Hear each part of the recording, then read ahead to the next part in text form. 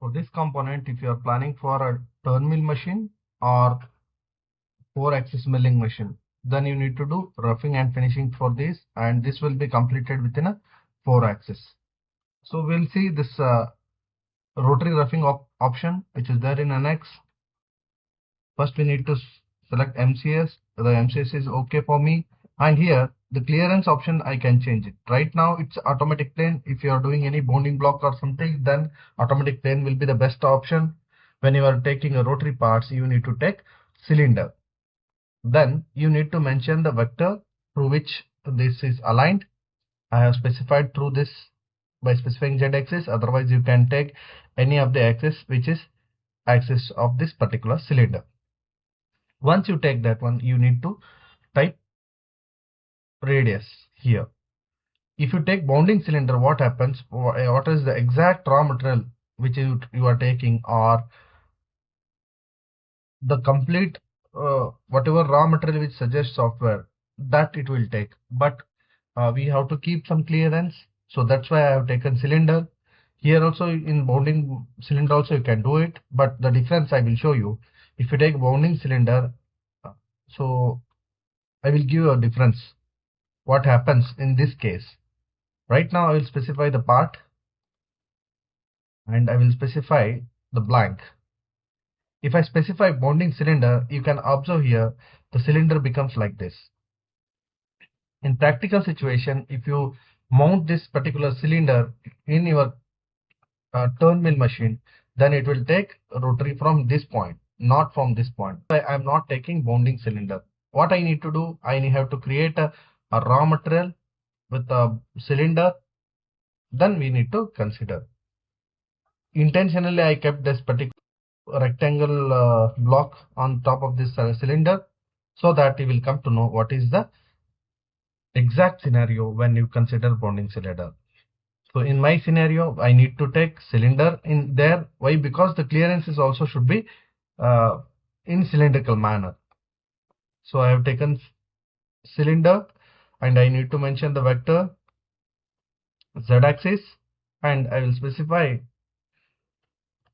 some radius as it's maybe around 50 diameter, or I will measure that. Radius is something I will mention here, then later we'll change it. Here 60 I will make it. Non-cutting moves, no point specified to be clearance. Okay, we need to specify the origin point of this. You can preview that also, it's possible. You can see here this bonding cylinder. This yellow color portion is your bonding cylinder, which is good, which is out of this particular workpiece. Then we will consider 60 itself. If you would like to know what is the exact radius of this particular surface, then you have to go for menu, analysis, geometrical properties. You can keep a cursor on this.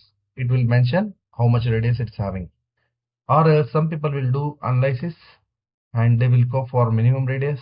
It depends on you, what you do. Okay.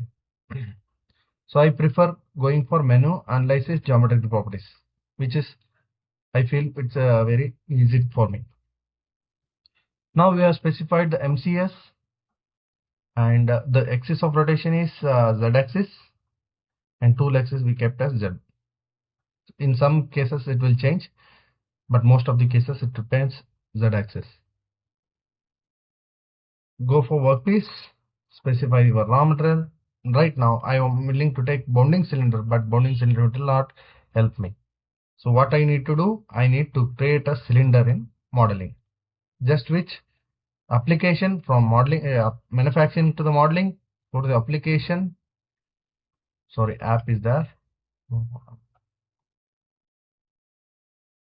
Control M or M, just M. I need to take extrude. I will take this bottom surface. I wanted to draw a circle of raw material. I will take circle from center. For the first time, if you are entering, then it will give you video tips to you how to do that. Now raw material size I wanted to keep 125. So you will take 125, enter. Close it. Here you can see the videos which are related to the sketching, which will help you to understand how to do sketching, how to edit the dimension, drag curves, relax relations. This is nothing but a solver method if you are using. We have two types of sketchings in NX. One is indirect sketching, another is solver method. So this is a newer one where solver method. If you want to understand, you click on this, it will show the video. The one thing is you have to be connected to the network, then it will give video along with the audio. So here my intention is to create this circle. That is done. Go for the finish. Now extrude, add a material in other direction. Right now it is subtracting the material. Why? Because Boolean option we kept as subtract here. Inferred means automatically whichever suitable option that it will take. Right now it is taking subtract. We want to keep none. You should not keep unite also. So if you keep unite, then while selection it will give you some challenges. I wanted to select this. If you know the exact height, you can type it. Otherwise, you take until extended you can take, and you can select this face. So exactly in that up to that distance it will take. So right now raw material is also ready. Again switch back to the manufacturing. Control Alt M or application manufacturing, file manufacturing, in any way you can do. Right now I'm willing to show the blank. The work of this blank is done. You can turn off that blank. From here it's not happening, then what you need to do? Go to the part manufacturing. Here extrude, you turn off. That's it. So the main part comes here. Whenever you are doing a rotary, that time you have to add rotary workpiece. That will help you most of the time. Go for insert geometry, otherwise click on the workpiece, go to the create geometry. Here you keep a type as mill rotary. Already MCs and workpiece is there. Now you have to add rotary geometry. This is not compulsory, but if you use this one, it will help you a lot. So take rotary geometry. Here already part and blank is specified. If you are having any fixture or something, or check or something to clamp this one, then you need to specify and check. Right now I will show this specify floor. This is my floor. This is my wall.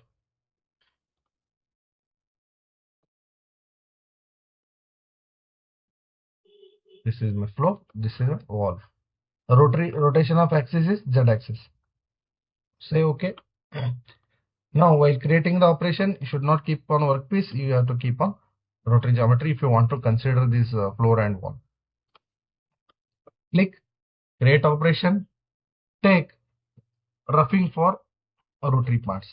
This operation is a milling. It's having rotary nature.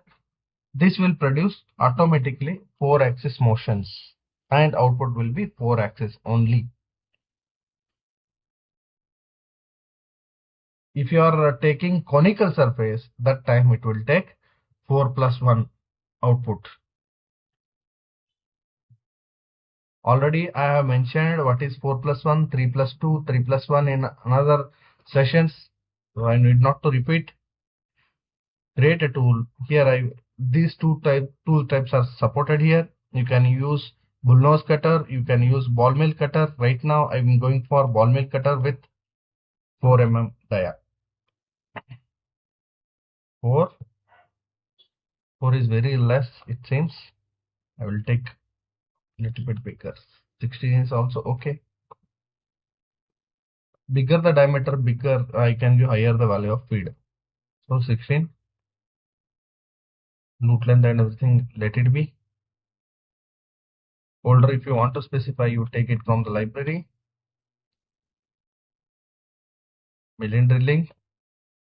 We'll take medium collet. Let us see. Yeah, okay. Why I consider all the time holder for a multi-axis? If you are going, then please be ensured that you have to take a holder. It will give you exact what is the tool shortest length, and whether it is colliding to some other region or something, it will highlight. So keep that holder always on for multi-axis. Depth mode here, rotary depth mode we have kept, as I said, we can do a cylindrical component or conical component in this. Right now the scenario is cylindrical, sorry. Right now I am using a cylindrical component, so I am using cylindrical. Depth per cut I can specify 30% of flute length or I can specify.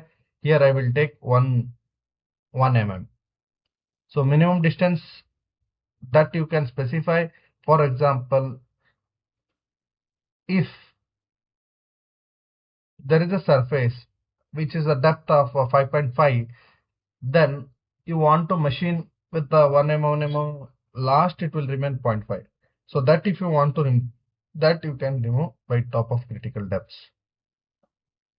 So always you keep this on so that you can go until the depth or depth also. Bottom up cutting, you know, in additive manufacturing, sorry. In adaptive milling, we have shown bottom up cutting. The similar manner is also here. Here the option only offers is between cut levels. You can use that and you can generate the tool path. Here I will keep off. Cut pattern, here it offers only two options. One is zig, another is zigzag. If your cutter supports both directional cutting, then you keep zigzag so that non-cutting will be less. Right now here the cut type is follow part or follow periphery. Automatically it will take, no other options are there. Tool contact shift. If you keep 0, then your exact center point will come in contact with the center. If you wanted to shift that tool from the distance of engaging, you can give that value. This will be better to safeguard the tool. Step over you can specify. So 20% is there, I can keep 10%. Then go to the geometry where you can specify stock. As it's a roughing, I will specify 0.5 mm is my stock that should be left behind for finishing. So in process workpiece, I will keep use 3D so that whatever the raw material I consider that it has to take. One best part is here you can specify the limit range. Right now, if I would like to go only for up to this cylinder, I can go it through by specifying the limit. I can specify limit in axial. So if I am holding any component in a check or something, that distance if I mention here, then that will rotate up to, that will remove material only in that region. This much region will be left behind. Some people, what they will do, they will create a component, they will consider it as check. That's also best practice. Here, if you are not considering check, but you want to avoid that region, then you have to use machining range. It's in axial position. Sometime if I want radial, I want only in radial, I want to machine up to this. Then what I need to do, I need to specify the minimum and maximum radius of this particular component. So up to there it will machine. If I specify here, I can see it will machine only 62.5 to 50 mm. So we will consider this and generate. Let us see how it happens. You may observe here toolpaths are generated up to this. Why? Because we have given limit. Sometimes you have a limit in a both direction, like in axial also you can you want to stop somewhere, and in radial also you want to stop somewhere. That kind of situation, what you need to do, you have to keep limit range axial and radial. I hope this is very important option when it comes for turn wheel option. So right now I don't want to specify anything machining range. I will keep none. So go for the axis avoidance. Automatically it will take from this axis of rotation. Go to feed rate and specify the spindle speed and feed. Yes, spindle speed I will specify as 1200. Speed I will keep it as, let's take 550. Just I am taking random values. You will get these values from the cutter manufacturer, where you will get, if you are using inserted cutter, For the, as this is a ball mill, if you are using a carbide cutter or something, then you need to take the value from the cutter or the sides of the cutter supply, or by your own experience you can take it. Right now cut direction is climp cut or conventional cut. Whether you want to go for climp cut, you can take it. Conventional cut, you can take it. What is climp cut? Climp cut is nothing but the workpiece movement and the chip movement are in opposite direction.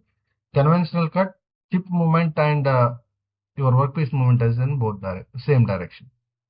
Cut sequence you can give level first or depth first. If you keep depth first, then non-cutting moves will be lesser compared to the level first in this scenario. Corner smoothing, if you want to turn on, you can turn on like this, so that there will be smooth movement will be there. If it is giving any jerk movements in the machine, you can avoid it by using corner smoothing. In engage, you can see only helical or plunging option is there. Either you have to go helical or you can go for plunging. If your cutter is coming from outside, you can use plunge and you can take that, but safer side you have to keep helical all the time.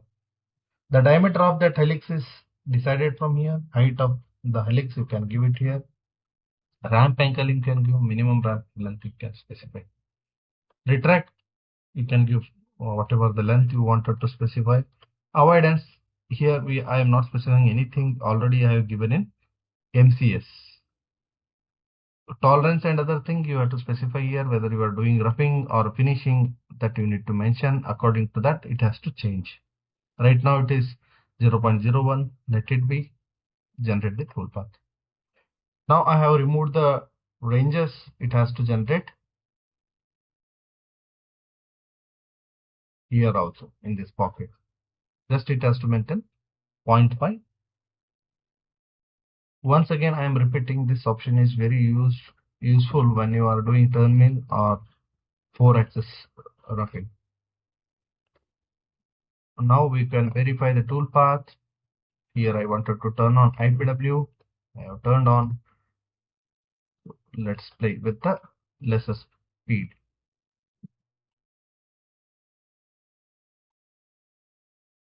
Toolpath I will turn off. From here I will increase the speed.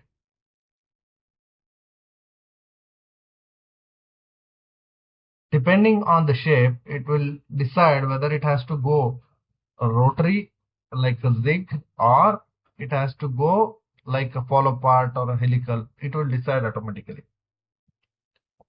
That's the best part. Right now my cutter is moving. If you take a machine simulation, then this component will move. As I have shown machine simulation in multiple sessions, you can refer that how to add a machine and simulate, refer that and do machine simulation before going for taking the output.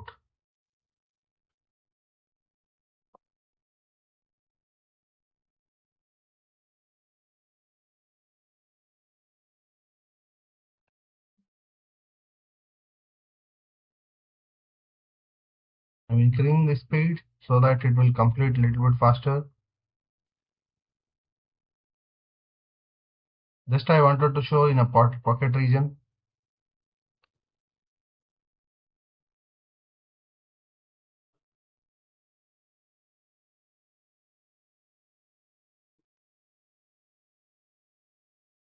Now you can see here, it has decided by its own. When this cylindrical pocket, that rectangle pocket came, that time it has decided from rotary to zig. In this pocket it will take follow part. This is the beauty of this option. Please use and maximize your productivity.